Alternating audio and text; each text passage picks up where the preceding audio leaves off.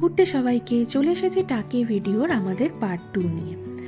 আমরা উঠেছিলাম যে হোটেলটা এবং তার রুমের ট্যুরটাও আমি অলরেডি পার্ট 1-এ দিয়েছি। আমরা উঠেছিলাম সানরাইজ ইন হোটেলে পৌঁছতে একটু দেরি হয়েছিল, তাই পৌঁছে প্রচণ্ড খিদেও পেয়ে যাওয়ার দরুন আমরা একদম খাবারের উপর ঝাঁপিয়ে পড়েছিলাম। এমনিতেই আমার সামনে খাবার থাকলে আমার ভিডিও করার কথা মনে থাকে না, আর যেহেতু অনেক বেশি খিদে পেয়েছিল তাই আরও বেশি ফোকাস চলে গেছিলো খাবারের উপর। তার জন্য অনেক দুঃখিত যে আমি ভিডিও করতে পারিনি, কিন্তু কি খেয়েছিলাম একটু শর্টে বলে দিচ্ছি। খেয়েছিলাম নিয়েছিলাম 2টো মাছের থালি আর একটা চিকেন থালি। মাছের থালিতে ছিল ভাত, ডাল, ভাজা, তরকারি, পোস্ত, মাছ, চাটনি, পাঁপড়। চিকেন থালিতেও সেমই ছিল, শুধু মাছের বদলে চিকেন ছিল। এখানে সানরাইজের খাবারটা খুবই ভালো, তাই জন্য ডে আউটিংয়ে এমনিও যারা আসেন আশেপাশে দেখলাম বেশ কয়েকজনও কিন্তু সানরাইজিনে শুধু খাওয়ার জন্যই এসেছে। আর এই লোকেশনটাও খুবই ভালো, জাস্ট ব্যালকানি থেকে বসেও কিন্তু রুম নিলে আপনারা ব্যালকানির দিকে, তাহলে বসে উপভোগ করা যাবে ইছামতি নদী। ওখান থেকে ওয়াকিং ডিস্টেন্সে হচ্ছে এই ঘাটটা, যেখান থেকে 100 টাকা পার হেড টিকিট কেটে আমরা নৌকা বিহারও করতে পারবো। ইছামতি নদীতে যেতে যেতে বেশ কয়েকটা লোকেশন ওনারা দেখাবেন, যেমন গোলপাতা জঙ্গল, যেটা হচ্ছে টাকি আর বাংলাদেশের বর্ডারে, প্লাস দেখতে পাবো আমরা মোহনা, আর দেখতে পাবো হচ্ছে আমাদের টাকি সোনার বাংলা রিসর্ট এবং একটা পিকনিক স্পট।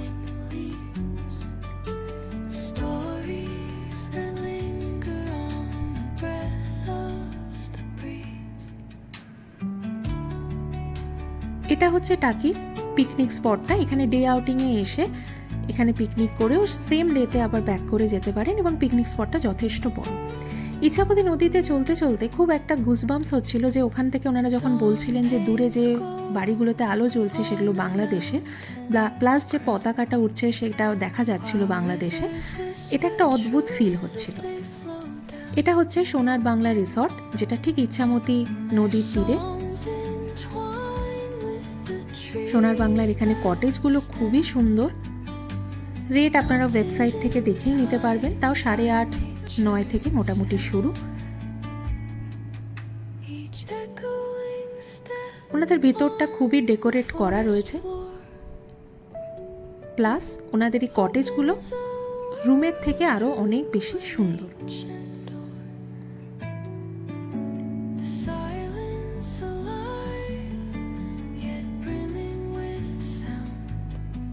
আকাশটা লাগছিল খুবই ভালো, তার সাথে নদীতে যে রিফ্লেকশনটাও পড়েছে।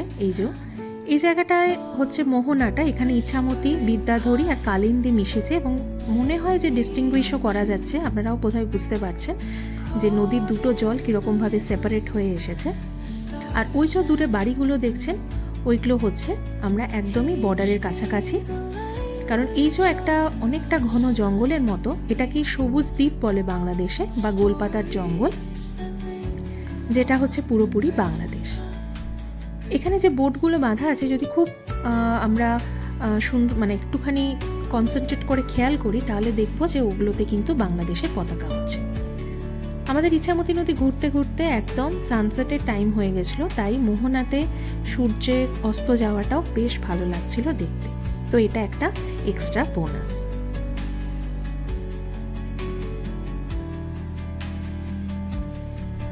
নৌকাবিহার কমপ্লিট করে আমরা চলেছিলাম আদার্স 2টো স্পট দেখব বলে।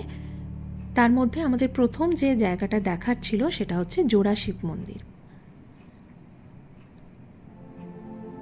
ওখান থেকে টোটো নিয়ে অনেকগুলো স্পট ঘোরা যাবে। ওখানে অলরেডি যেখান থেকে আপনারা নৌকা নেবেন সেখানেই চার্ট দেওয়া থাকে যে কতগুলো স্পট কত টাকা নেওয়ার জন্য। আর এটা আমরা পৌঁছে গিয়েছিলাম হচ্ছে জোড়া শিব মন্দিরে। জোড়া শিব মন্দিরে 2টো শিবের মূর্তি, আমি ওখানে খুব বেশি ছবি তুলিনি। আর এটা হচ্ছে টাকির মেজবাবুর বাড়ি। টাকির মেজবাবুর বাড়ি হচ্ছে চক্রবর্তী বাড়ি, এবং এখানে একটা সময়ে ফ্রিডম ফাইটারদের আশ্রয় দেওয়া হয়েছিল এবং তাদের ট্রেনিং দেওয়া হয়েছিল। পরবর্তীকালে পাকিস্তানি আর্মির গুলিতে এখানের যিনি তখনকার ভূপতি চক্রবর্তী ছিলেন তিনি মারা যান।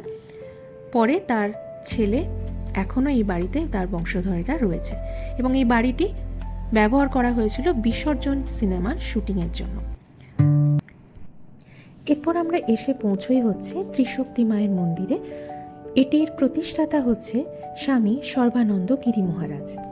তাই মন্দিরে ঢুকেই আপনারা স্বামী সর্বানন্দ গিরি মহারাজের সমাধি দেখতে পাবেন। আর পাশেই রয়েছে ত্রিশক্তি মা কুলেশ্বরী মায়ের বিগ্রহ। এটি হচ্ছে সমাধি। পরে আমরা পৌঁছাই হচ্ছে টাকির ঐতিহ্যপূর্ণ রাজবাড়ি, পূবের রাজবাড়ি। এমনিতেই পূবের রাজবাড়ি চারদিকেই ওনাদের বাড়ি, পূর্ব, পশ্চিম, উত্তর, দক্ষিণ। কিন্তু এই পূবের রাজবাড়ি দেবত্ব সম্পত্তি হওয়ার পর থেকে এটি এখনও ওয়েল মেনটেন এবং প্রতি বছরই এখানে দুর্গাপুজো হয়।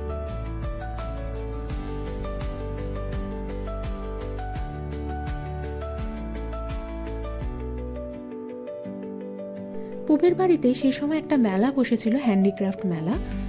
এই পূবের বাড়ি এমনিতে ইছামতি নদীর নিয়ম অনুযায়ী পশ্চিম পাড় ভাঙে আর পূর্ব পাড় গড়ে, তাই পূর্ব পাড়ের এই বাড়ি কিন্তু এখনো অটুট। আর এই বাড়ির যিনি কমলাকান্ত রায়চৌধুরী ছিলেন, যিনি ছিলেন কাশীর রাজার দেওয়ান, তার ছেলে সূর্যকান্ত রায়চৌধুরী পরবর্তীকালে অনেক এই টাকির জন্য করেছিলেন এবং বিভিন্ন জায়গায় এখন যা পৌরসভা, হাসপাতাল, কলেজ রয়েছে সে সমস্ত কিন্তু এই পূবের বাড়ির জমির ওপরই নির্মাণ করা হয়েছে।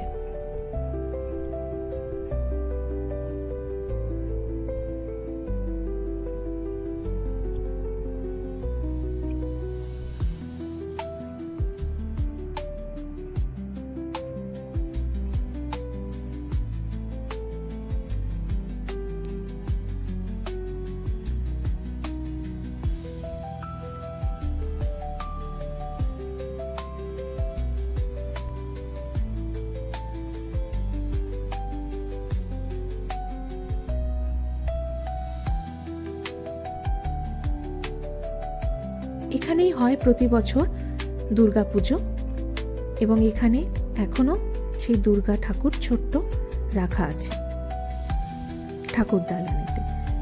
তো এখানেই শেষ হচ্ছে আমার পার্ট 2 ভিডিও। খুব তাড়াতাড়ি আসছে হচ্ছে পার্ট 3। টাটা।